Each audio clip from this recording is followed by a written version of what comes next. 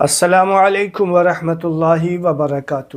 ناظرین کرام، لیگز اور نائٹی پہن کر نماز پڑھنا کیسا ہے؟ میں آپ سے پہلے ایک گزارش کروں گا ناظرین کرام کہ جب بھی آپ کوئی سوال لکھیں نا کمنٹ باکس میں تو آپ نظر ثانی کر لیا کریں، کیونکہ کچھ سوالات ایسے ہوتے ہیں جس کا پڑھنا بڑا مشکل ہو جاتا ہے۔ آپ اس پہ نظر ثانی پہلے لکھا کریں، پھر آپ خود پڑھ کر کے اس کو دیکھا کریں تاکہ ہم لوگوں کو پڑھنے میں آسانی ہو۔ بہت سارے سوالات ایسے ہوتے ہیں جو بالکل بھی سمجھ میں نہیں آتے ہیں، تو اسی لیے میں گزارش کروں گا کہ آپ اسے لکھنے کے بعد پڑھ لیا کریں۔ تو چلیے میں آپ کو بتاتا ہوں، یہ جو کہا گیا ہے کہ لیگز اور نائٹی پہ نماز پڑھنا کیسا ہے۔ دیکھیے، کچھ لباس ایسے ہوتے ہیں جو عورتوں کو پہننا صحیح نہیں ہے، اور کچھ لباس ہیں جو پہن سکتے ہیں، کوئی اس میں مضائقہ نہیں، کوئی حرج نہیں ہے۔ دیکھیے، سوال جو ہے بہت ہی اہم ہے، سوال کا بالکل میں جو ہے تعریف کرتا ہوں کہ ایسے سوالات ہونے چاہیے، لیکن میں آپ سے گزارش یہ بھی کروں گا کہ جب یہ سارے سوالات کیوں ہوتے ہیں کیونکہ لوگوں یہ دیکھتے ہیں کہ اس طریقے کے لباس پہن کر کے عورتیں نماز پڑھتی ہیں جو کہ شرعاً جائز نہیں ہوتا۔ اور یہ سوال کہاں سے پیدا ہوتا ہے؟ یہ غلطیاں جب عورتیں کب کرتی ہیں؟ جب اسے بچپن سے ہی اس طریقے سے ڈھالا جاتا ہے۔ کچھ جو ہے ماں باپ ایسے ہوتے ہیں جو بچی نابالغ ہوتی ہے، چھوٹی ہوتی ہے، ان کو ایسے لباس پہناتی ہیں، چست لباس، بالکل ٹائٹ لباس اور چھوٹے کپڑے، چھوٹے لباس پہناتی ہیں، اور جو اسلام کے خلاف لباس ہے ایسے لباس پہنایا کرتی ہیں۔ جب اس سے کوئی ٹوکتا ہے، کوئی اس سے پوچھتا ہے تو کہتے ہیں ابھی بچی ہے اور عمر نہیں ہے، جب بالغ ہو جائے گی تو خود بخود یہ اپنے آپ میں اپنے جسم کو ڈھانپنا شروع کر دے گی۔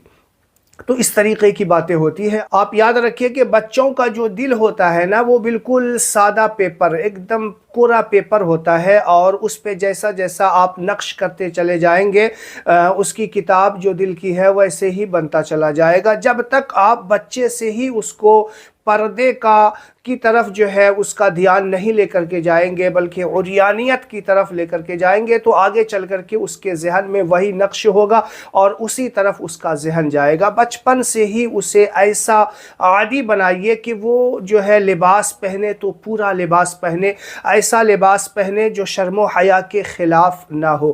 تو یہ کام ماں باپ کا ہے کہ بچپن سے ہی بچے کو اس طریقے سے ڈھالے۔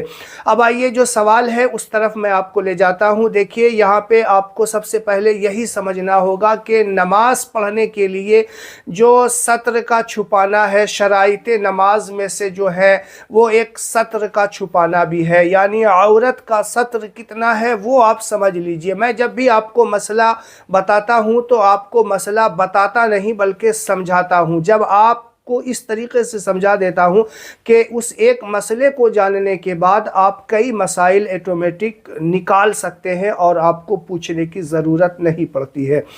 تو آپ یوں سمجھ لیجئے کہ عورت کا جو سطر ہے پورا جسم ہی سطر ہے، سوائے بال اگنے کی جگہ سے تھوڑی کے نیچے تک، ایک کان کی لو سے دوسرے کان کی لو تک، اور یہ ہاتھ اس طریقے سے، یہ جو نرم ہڈی ہے یہ ہاتھ پورا دونوں، اور پاؤں جو ہے ٹخنے کے نیچے کا جو حصہ ہے، ٹخنا شامل ہے، ٹخنے کے حصے کا جو ہے یہ کھلا رہ سکتا ہے نماز کی حالت میں۔ اس کے علاوہ پورا جسم چھپانا ہے، یہاں تک کہ بال کی سیاہی بھی نظر نہیں آنی چاہیے۔ اگر بال کی سیاہی یا جسم کا کوئی حصہ نظر آ گیا تو نماز نہیں ہوگی۔ اب دیکھیے، لیگز اور نائٹی جو ہوتا ہے، لیگز پہننا کوئی حرام نہیں ہے، ناجائز نہیں ہے، جبکہ وہ فروخ کے نیچے ہو، یا نائٹی وغیرہ جو پورا لباس نیچے تک کا ہوتا ہے، ٹخنے تک کا، ایسے لباس کے نیچے اگر لیگی پہنتے ہیں تو اس میں کوئی مضائقہ نہیں۔ لیکن شارٹ کپڑا ہے، یعنی شوٹ جو ہے اس کا اتنا چھوٹا ہے کہ جب وہ پہن کر کے باہر نکلتی ہے یا نماز پڑھتی ہے تو اس کے جو پیر کا حصہ جو ہے اس کے خد و خال ظاہر ہو رہے ہیں، تو پھر یہاں پہ دقت ہو جائے گی۔ تو یاد رکھیے گا، नाइटी पहनना, मैं आपको नाइटी या जो लेगिंग्स है पहनना नाजायज़ नहीं है, लेकिन जिस्म के इतने जो हिस्से हैं वो पूरा जहाँ तक लिबास होना चाहिए, फ़रोख होता है या फिर लंबा कुर्ती होता है, इस तरीके के लिबास के नीचे आप लेगिंग्स पहन सकती है। लेकिन ऊपर शॉर्ट जो है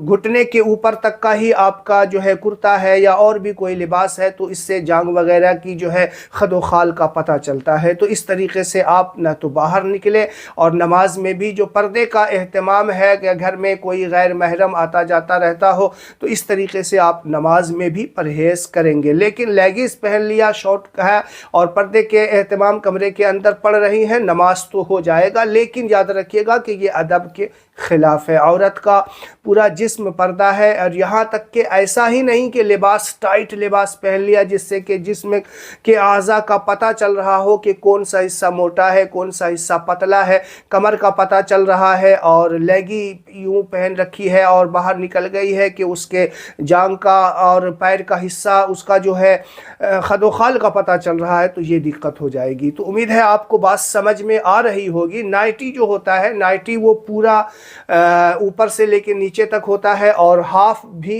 लोग पहनते हैं, बल्कि फुल भी होता है।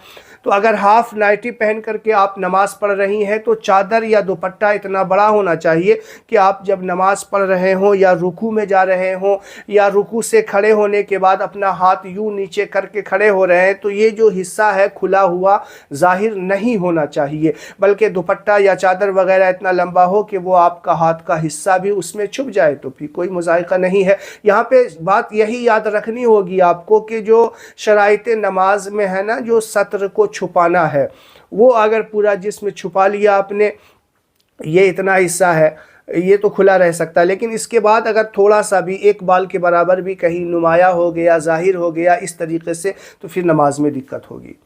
तो आपको मसला समझ में आ गया होगा। फिर भी कोई कन्फ्यूज़न हो तो कमेंट बॉक्स आपके लिए है, आप सवाल कर सकते हैं। लेकिन मैं आपसे फिर यही गुजारिश करूंगा कि जो भी सवाल करें ना तो आप लिखने के बाद पहले पढ़ लिया करें, वरना बहुत मुश्किल होता है, कुछ सवालात समझ में बिल्कुल नहीं आता है।